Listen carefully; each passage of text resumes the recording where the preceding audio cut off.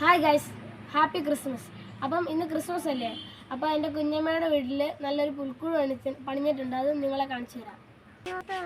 കണ്ടോ ഗൈസ്, പുൽക്കൂട് നല്ല മനോഹരമായി പണിഞ്ഞിട്ടുണ്ട്.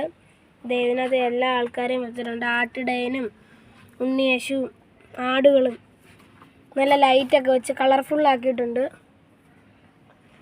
അതുകൊണ്ട് അതിൻ്റെ അടുത്ത് മാലാഹയും നമ്മൾ സ്ഥിതി ചെയ്തിട്ടുണ്ട്.